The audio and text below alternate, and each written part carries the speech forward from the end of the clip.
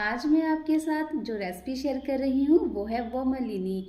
इनको Italian donuts भी कहा जाता है और ये चॉकलेट से फिल होते हैं, खाने में बहुत टेस्टी लगते हैं। और वैसे भी बच्चों को तो ऐसी चीज़ें बहुत पसंद होती हैं। और ये बेकरी जैसे घर पे एकदम पिलोई और सॉफ्ट कैसे बनते हैं उसका सीक्रेट भी शेयर करूँगी, तो वीडियो को पूरा देखिएगा। तो सारे ही टिप्स एंड ट्रिक के साथ मैं आपके साथ आज की रेसिपी शेयर करूँगी। और अगर रेसिपी पसंद आए तो लाइक शेयर कमेंट करना ना भूलें और चैनल को सब्सक्राइब करना ना भूलें। तो यहाँ पर मैंने 230 ml हल्का गुनगुना दूध लिया है और उसमें 2 टेबलस्पून मैंने शुगर पाउडर का ऐड किया है। और साथ ही यहाँ पर हम 1.5 टेबलस्पून एक्टिव ड्राई ईस्ट ले लेंगे और ईस्ट डालने के बाद अच्छे से मिक्स कर लेंगे। और जो ईस्ट लें वो बहुत अच्छी क्वालिटी का होना चाहिए, अच्छे ब्रांड का होना चाहिए। तो ईस्ट को हम 10 मिनट के लिए राइज होने देंगे। तो चलिए 10 मिनट हो गए हैं और ईस्ट बहुत अच्छे से राइज हुआ है, बिल्कुल ऐसा ही होना चाहिए। अगर आपका ईस्ट राइज नहीं होगा तो उसको यूज़ मत करिएगा। तो 2 कप हम मैदा लेंगे, उसमें हाफ टी स्पून नमक ऐड करेंगे और अच्छे से मिक्स कर लेंगे। और जो ये ईस्ट है वो बहुत अच्छी क्वालिटी का होना चाहिए, तभी जो आपके डोनट्स या फिर वोमलिनी है वो बहुत अच्छे से बनेंगे। तो ऊपर से पहले जो फॉर्मेट ईस्ट है हम उसको डाल देंगे और फिर थोड़ा थोड़ा करके हम ईस्ट को ऐड करेंगे। और ईस्ट के साथ मैदे को हमें अच्छे से मिला लेना है। और याद रखिए जो ईस्ट है वो थोड़ा थोड़ा करके ही डालना है। अगर एक ही बार में सारा ऐड कर देंगे तो हो सकता है जो डो है वो बहुत ज़्यादा लिक्विडी हो जाए, तो इसलिए हमें थोड़ा थोड़ा करके डालना है। और मैंने 230 ml दूध लिया था, उसी में ये डो अच्छे से बनकर तैयार हो जाएगा। एक्स्ट्रा हमें दूध नहीं यूज़ करना है। और अगर आपका डो थोड़ा हार्ड बन रहा है तो उसमें थोड़ा सा गुनगुना पानी ऐड करें या फिर गुनगुना दूध ऐड करें। ठंडा पानी या फिर ठंडा दूध हमें बिल्कुल भी यूज़ नहीं करना है। अगर आपने ठंडा दूध या फिर पानी यूज़ किया तो जो ईस्ट है वो अच्छे से एक्टिव नहीं होगा और आपके वोमलिनी या फिर डोनट्स बिल्कुल भी राइज नहीं होंगे, अच्छे सॉफ्ट नहीं बनेंगे। तो ईस्ट को लेके ये है टिप नंबर 1। और डो को सरफेस पे ही इस तरह से स्ट्रेच करना है। सरफेस पे डो को स्ट्रेच करने से जो ईस्ट है वो बहुत अच्छे से एक्टिवेट होता है। इससे डो बहुत ज़्यादा एयरी, सॉफ्ट और पिलोई बनता है। और आपने देखा ही होगा कि मैंने कितनी देर जो डो है उसको स्ट्रेच किया है सरफेस पे। तो इस स्टेप को ज़रूर से फॉलो करना है आपको। और अब यहाँ पर मैंने 2 टेबलस्पून बटर लिया है और ये रूम टेम्परेचर वाला बटर है, वही वाला लेना है। मेल्टेड बटर या फिर हार्ड वाला बटर बिल्कुल नहीं यूज़ करना। तो बटर लगा के फिर से हमें डो को स्ट्रेच करना है जब तक एकदम चिकना ना हो जाए। और अब यहाँ पे हम विंडो टेस्ट करेंगे। विंडो टेस्ट मतलब हम थोड़ा सा मैदा लेंगे और उसको अच्छे से फैला लेंगे। जब वो बिल्कुल ट्रांसपेरेंट सा दिखने लग जाए, मतलब जो दूसरी चीज़ है वो उसमें से दिखने लग जाए, तो इसका मतलब ये है कि जो डो है वो एकदम परफेक्ट बना है। आपको भी ये स्टेप जरूर से करना है, अदरवाइज आपका जो डो है वो बिल्कुल भी राइज नहीं होगा और आपके वोमोलिनीस बिल्कुल भी अच्छे नहीं बनेंगे, बहुत हार्ड बनेंगे। और डो को हमें अंदर की तरफ टक करते हुए इस तरह से रोल कर लेना है। और अब हम बॉल में थोड़ा सा बटर लगाएंगे, आप ऑयल भी लगा सकते हैं। और जो ये डो है उसके ऊपर भी हमें थोड़ा सा बटर लगा देना है, क्योंकि जब हम इसको राइस होने के लिए रखेंगे ना तो ये हार्ड ना हो जाए और इसके ऊपर जो परत सी जम जाती है ना वैसी नहीं बननी चाहिए। तो इसके लिए हमें बटर लगाना है। तो क्लिंग रैप से हम इसको रैप कर देंगे और बहुत अच्छे से रैप करना है, बिल्कुल भी एयर नहीं जानी चाहिए। और अब इस डो को हम 2 घंटे के लिए राइस होने के लिए रख देंगे और किसी गर्म जगह पे रखना है, ठंडी जगह पे नहीं रखना है। तो 2 घंटे के बाद हमारा जो डो है एकदम अच्छे से राइस हो गया है और आप देख सकते हैं जो क्लिंग रैप है वो एकदम बबली सा बन गया है, ऐसा ही होना चाहिए। तो इसका मतलब ये है कि जो हमारा डो है वो बहुत अच्छे से एकदम परफेक्टली राइस हुआ है। तो अब हम एयर निकाल देंगे, पंच करेंगे तो एयर निकल जाएगी और ये स्टेप मुझे बहुत पसंद है।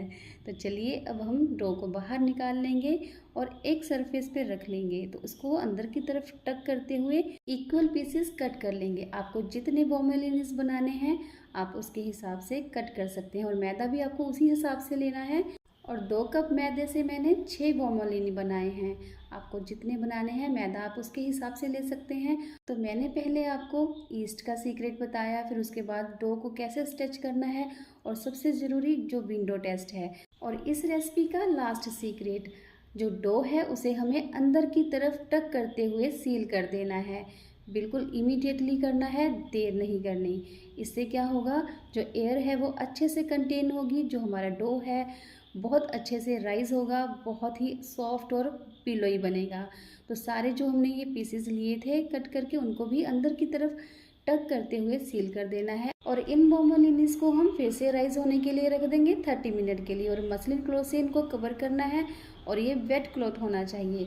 और अब हम गनाश बनाएंगे, जिसके लिए मैंने 50 ग्राम डार्क चॉकलेट ली है और साथ ही उसमें 1 टेबलस्पून बटर ऐड किया है और साथ ही 3 टेबलस्पून मैंने फ्रेश क्रीम ली है और क्रीम को मैंने गर्म करके ऐड किया है। आप चाहें तो चॉकलेट को डबल मेथड से भी मेल्ट कर सकते हैं या फिर माइक्रोवेव में भी।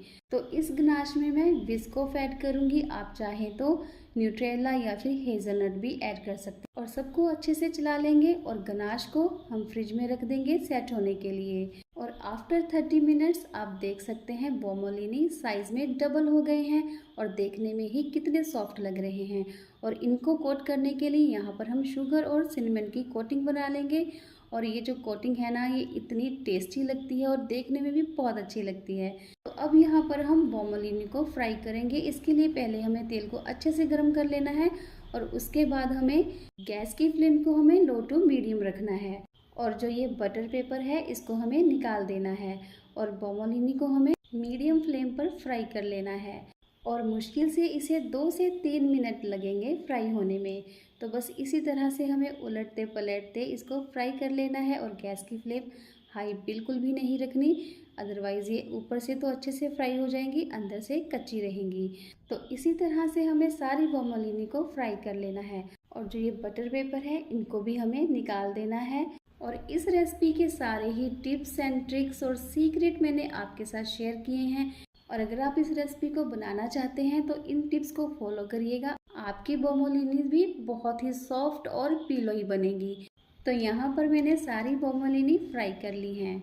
तो आप देख सकते हैं कितनी अच्छी लग रही हैं और एकदम सॉफ्ट बनी हैं। आप देख ही सकते हैं एकदम पिलोई टेक्सचर आया है। ऐसी ही आपकी भी बोमोलिनी सॉफ्ट बनेगी अगर आप सारे secret tips and tricks follow करेंगे। और अब इनमें हम गनाश फिल करेंगे। तो इसके लिए यहाँ पर मैंने इस तरह की नेज़ल ली है और उससे हमें होल बना देना है, अंदर तक डीप होल करना है कि जब हम गनाश फिल करें तो बिल्कुल अंदर तक जाए। तो चलिए अब हम गनाश भी फिल कर देंगे। यहाँ पर मैंने डार्क चॉकलेट से बनाया है, आप न्यूट्रेला या फिर विस्कोफ भी डायरेक्ट डाल सकते हैं। तो इसी तरह से फिल करना है। बहुत ही टेस्टी, बहुत ही यम्मी बनी है, ज़रूर से ट्राई करिएगा, आपको बहुत पसंद आएंगी। तो अब इनको हम कोट करेंगे। जो मैंने पाउडर शुगर और सिनेमन की कोटिंग बनाई थी, और ये जो सिनेमन की कोटिंग है ना, ये इतनी टेस्टी होती है कि पूछो मत, इतना अच्छा टेस्ट आता है सिनेमन का। तो यहाँ पर मैंने सारी ही बोमोलिनी कोट कर ली हैं। तो ऊपर से थोड़ी सी और चॉकलेट लगा देंगे, जिससे कि ये दिखने में बहुत अच्छी लगेंगी। आपको ये रेसिपी अगर अच्छी लगी हो तो लाइक शेयर कमेंट जरूर करें और मेरे चैनल को सब्सक्राइब करें। और आप देख सकते हैं ऊपर से ये नीचे से कितनी अच्छी फ्राई हुई हैं और पिलोई बनी हैं। और आप देख सकते हैं जो ये गनाश है वो अंदर तक फील हुआ है। और जब आप इसकी एक बाइट खाएंगे ना तो आप हेवन फील करेंगे, इतनी टेस्टी बनी है। अगर आपको ये रेसिपी अच्छी लगी हो तो प्लीज़ अपने फ्रेंड्स फैमिली में शेयर करें और मुझे सपोर्ट करें। ऐसी और रेसिपीज़ के लिए मेरे चैनल पर बने रहें। मिलते हैं नेक्स्ट वीडियो में। Bye bye.